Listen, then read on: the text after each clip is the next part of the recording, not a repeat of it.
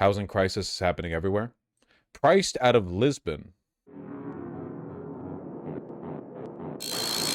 Lisbon. Beaches, sunshine, safety, good quality of life. For many, Portugal's Atlantic capital is a dream city. But for the people who live and work here, it's exactly that. Oh my god, the music, it's like a fucking Onion video, man. The music change? Which has become the problem. Many can no longer find a place to live. I was pushed out of the neighborhood I lived in, and now I feel pushed out of Lisbon itself. Some can no longer afford even a single room and end up here. All right, that really sucks. Kind of a crazy jump though, but okay. In this illegal settlement, despite having a job. I want a home that I can pay for with my salary. That's all. The rest I can take care of myself. At the same time, the luxury end of the property market is booming. Lisbon is not alone. Many major cities around the world are facing the same crisis. Experts say this is more than just a housing issue. The lack of a political response to the housing crisis is undermining trust. When that system fails to respond, democracy itself begins to erode. But there is resistance. We want to know just... So global capital's the problem? I'm not gonna say the economic system that's causing a global housing shortage because we view it as a speculative asset and not as a necessity to live. It was a capitalist economy. How serious is the situation?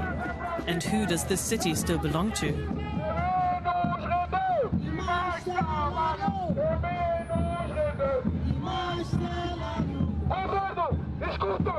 Isn't Portugal literally in the Balkans? Who is surprised? You laugh, you lose, challenge impossible. You laugh, you go to America, hell. You laugh, you go to America. You laugh, you go to Cleveland, Ohio, and are forced to eat American cuisine for 31 days before flying back to wherever you're from.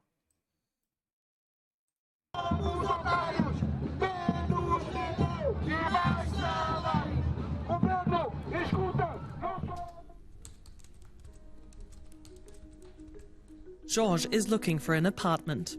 After his rent went up by almost 20%, he had to leave his previous home. For the last 6 months, he's been searching listings every day, but finding anything affordable is difficult. I was practically pushed out of the neighborhood where I used to live, and now I feel pushed out of Lisbon itself. As if the city were rejecting me, telling me to go away. And I only ended up in this house by chance. Another big consequence of financialization is that now that money isn't circulating through real jobs in the real economy, more and more work can only be found in major cities. Like, if we still paid people to be shopkeepers, cobblers, tailors, stoneworkers, masons, construction workers, landscapers, all the physical jobs that you do to physically build the world, then you would have tons of that work to do all over. In fact, if anything, there'd be more work in smaller towns. It's the same reason why a lot of people traveled westward during the gold rush. It wasn't just to mine gold. It was because these small towns were flourishing with lots of people moving through small settlements. There were a lot of people, there were a lot of people there, so you needed jobs to sustain the population. But nowadays, now that the only jobs are OnlyFans star, live streamer, and like crypto venture capitalist, you kind of need to be in big cities, and big cities are tough to grow, you know? It would be a lot easier to manage the population crisis if jobs were evenly spread out, because there are like lots of cheap, like in America, there are places you can go with really cheap housing. Go out to like rural Midwest, you can find McMansions for $250,000 or less. It's just there are no jobs there. So unless you're retiring, you already have all the money you're ever going to need. You can't live there. Maybe you can get lucky with like remote work, but apart from that, you can't live there. Yeah, current gas prices definitely don't help. It's why the just move argument from conservatives has always been, you know, retarded, right? You have to go where the jobs are. And like historically, that's always driven migration, right? After the Industrial Revolution, people moved into the cities. People move, you know, wherever there's work, you know, and the, yeah, big box stores have sucked wealth out of small communities. There just aren't enough jobs there, so. Because the friends living here happen to have a spare room. Por acaso eles estavam com quarto livre. It is only a temporary solution. What the 43-year-old really wants is a place of his own. George came to Portugal from Brazil in 2017. He works full-time in marketing and earns €2,000 net a month, about a third more than the average worker in Portugal. Outros casos aqui de quartos a Here, 700. a single room costs between 700 and 800 euros. Quarto. When I arrived in Portugal, that was the price of an entire apartment. Now it's the price of just one room. Quarto em Portugal. That's fucking Right crazy. now, many people in Lisbon are in the same situation as George. Since 2020, rents have risen by 42%. One reason, this picturesque city has become a tourist hotspot. In 2025 alone, around 7 million people visited. Again, it's a problem with consolidation. Like, I don't have a problem. So, like, my thought has always been, right? No matter how big you make New York City, it is ultimately finite. You can upzone New York City as much as you want. There is an upper cap on how large you can make that municipal area. It's literally like there's a physical limit, right? So more places should be like New York City. More places should be like Lisbon. The reason everyone wants to go to New York City is because it's fucking goated. So make more places goated. Have you seen photos of what old St. Louis looked like? Like, America used to be full of places that were interesting and goated. People, and I'm not joking, people used to talk about Kansas City like it was an up-to-do place. People would be like, come out west, come out and see Kansas City, the new New York City out there in the center of America in the great heartlands. You've got Kansas City, you know? Like, you had people hyping it up. But we ended up burning through all these places. You know, you got anywhere, West Virginia, Kansas, fucking Omaha. These places used to be a lot more goated than they are now. New Orleans, yeah. Like, look at this. Here's a photo from the mean streets, a very low-res photo of St. Louis. Look at that. If I showed you this photo and said this is New York circa 1922, you'd believe me. You wouldn't argue with me. It looks like SF. It does look like SF. It does look like San Francisco. You're not wrong. With the tram there. But you understand my point, right? You understand my point. Like, one of the big problems we have with housing distribution is just that there are too few places that are cool. Like, you can go to the middle of America and legitimately be like 800 miles away from anything worth shit. Like, no hate to people in the flyover states or whatever, but I hate you. It's awful out there. Like, the natural environment's cool, I guess. At least whatever the glaciers didn't roll over. But, yeah. Like, why... This is St. Louis in 1900. Why could this have not been another megacity? Like, why not? All these buildings have been torn down. Well, whatever. We're not gonna get out of this mess unless we find a way to make more parts of the world appealing to go to, right? It is not sustainable that all across the West there are like fucking 10 cities worth going to, right? There are two categories of city, right? There's like ancient Western metropolitan area, and then there's like Mediterranean tourist hotspot. So if you're in Athens, Thessaloniki, Rome, Lisbon, Lyon, whatever else, anything near the Mediterranean, that's where Israelis and Germans go to spend their tourist dollars and like ruin the vibes. And then if you're in Paris, London, Constantinople, New York City, Chicago, like these are the mega cities, the metropolises. But those are like the only cities anyone wants to go to. You should in France, there should be like 500 cool cities. It's called Istanbul. Sorry, I got the news late. There should be like cool cities everywhere. You get me. Neighborhoods like Alfama, once home to working-class families, many apartments are now being offered as short-term holiday rentals, forcing residents out.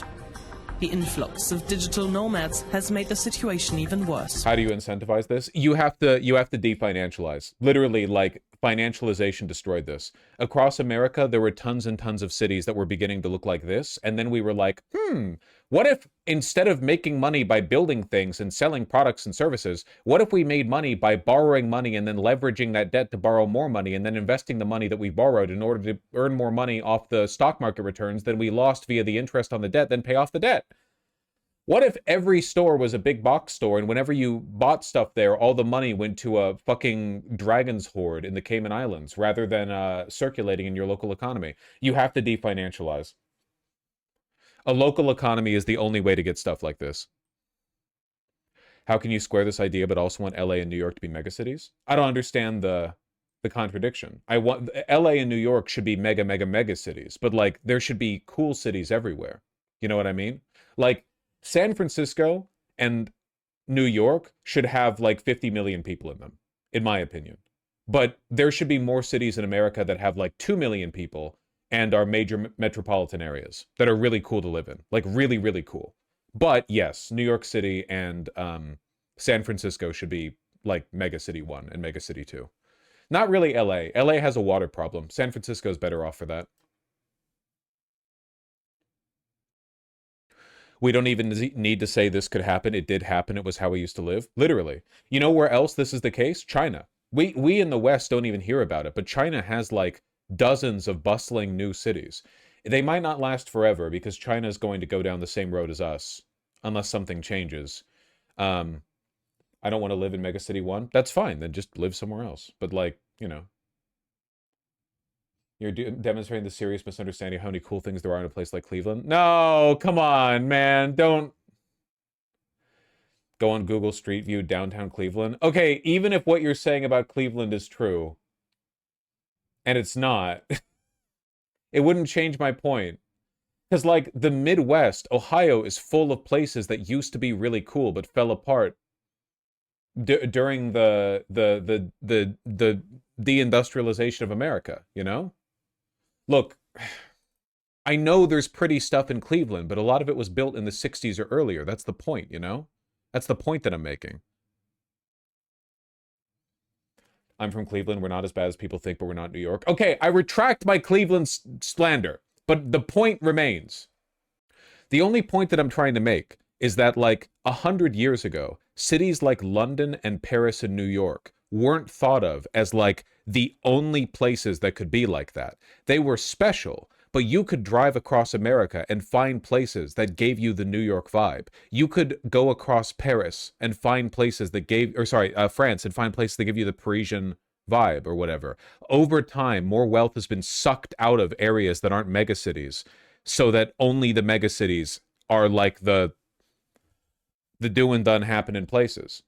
Why are you sleeping on Plainsville, Indiana, bro? I'm sorry. I'm still confused because you said cities have upper limits, but you're also saying that you want megacities. What I'm saying is that even if you upzone New York City so it could hold 50 million people, right now, if you did that, if you snapped your fingers and made it so New York City could hold 50 million people, 100 million people would still want to live there.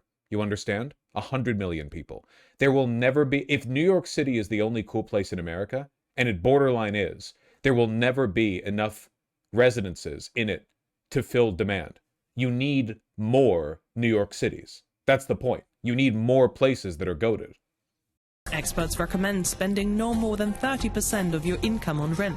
In reality, the average figure is now around 40% in Berlin, 75% in London, and in Lisbon, 116%. But there's growing resistance. Today, one of the biggest Welch, West Virginia, same location in 1946 and 2015. Yeah, we've done this tour before with West Virginia, but this is a perfect example of what I'm talking about.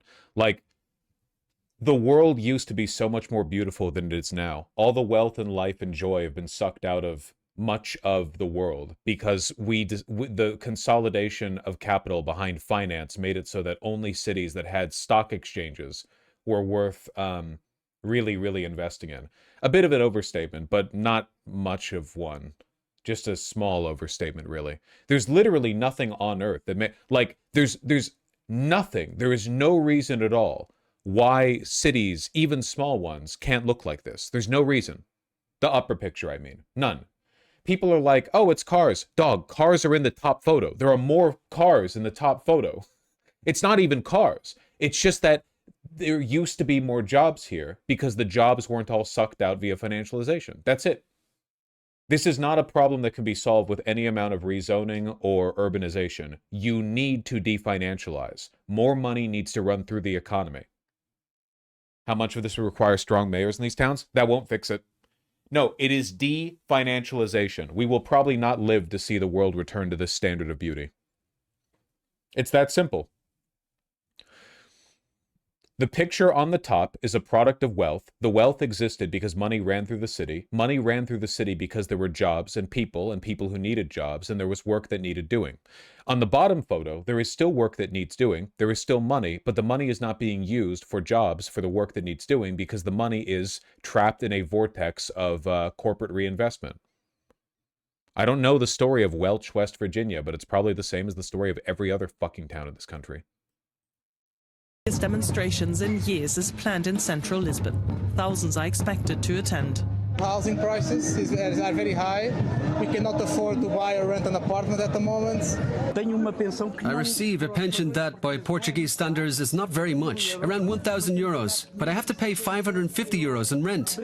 It's complicated, for sure. But that shitty place costs more in maintenance? Do you mean this top photo right here? Believe it or not, it really doesn't. Because you know what happens when you pay for maintenance on a building? You give money to a worker. The worker lives locally and then uses that money to buy groceries and pay for rent. And when he buys groceries and pays for rent, he enriches the landlord and the local grocery store, and so on and so on. It's not a byproduct of how much work. There is plenty of work that needs doing out there. In this country right now, there are unemployed people, there is work that needs doing, and there is money to pay them. All three of these things exist, but the incentive structures are not lined up correctly. The best way to make money, if you have money, is not to pay people to do work. It is, instead, to engage in financial bullshit. That's the reason why areas in the Rust Belt that still look like the top photo are dead towns. That's why areas like this are rotting. It's because even if you still have the buildings, you don't have the jobs. The money all floats up, baby. I don't want to live in my parents' house until I'm 50. You really think $5,000 maintenance for an NYC condo is okay? What are you talking? I don't understand what you're talking. What are you referencing? What am I arguing with? What position am I meant to be defending here? Welch went from a population of 6.5K to just 3.4K now. Isn't that crazy? This top photo is from a town of 6,500. 6,500. A tiny town by anyone's standards, and yet it looked like this. Many such cases all across America. George is here too. For some time now, he's been active with Porta a Porta, an organization founded in 2023 to fight for the right to housing. That is our goal, to pressure the government, to make them act, and to make them see housing for what it is, a national emergency. We believe that together we can bring about change. We can turn what is treated today as a market back into what it should be, a right. The right to have a place to live.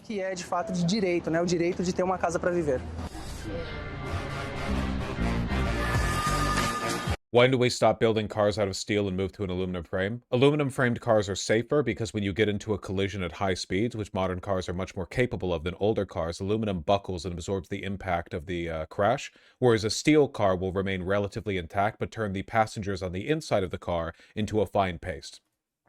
Steel cars were safer for the car, but not for you.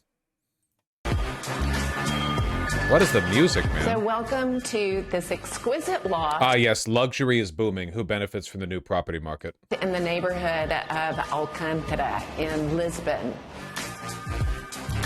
This is one of my favorite properties because it's incredibly unique. There isn't really anything like it on the market right now. This luxury apartment on sale for 1.4 million euros is one of the listings of the Anne Brightman Group. God, as a Seattle resident, it's not even that much. The American entrepreneur has built up a successful real estate company in recent years, now employing more than... Incredible thing to have plastered at a gentrifying colonizer property buying up Lisbon. Incredible thing to put there. Now employing more than 24 people. A specialty, the very top end of the market. I would move in here in a second and I would live here for 3 or 4 years and make a nice profit if I wanted to sell it. So it's all speculation. It's not about living here. To her, living here is just like a temporary residence. She has no home. She is part of the shiftless transnational elite, etc., etc. You've heard my spiel. I think this is really an exceptional vibe. Anne Brightman's luxury properties are sold to buyers from all over the world, including Northern Europe, the United States and Brazil. She knows international demand has transformed the market, but in her view, the reasons for the housing crisis lie elsewhere. This really isn't a problem of expats coming into the country. This is really an issue of the government working on affordable housing, making the process much easier and much shorter and cutting some of the bureaucracy and red tape that the developers run into. In fact, Portugal is amongst the lowest in Europe when it comes to social housing provision, with it making up just around 2% of the housing stock.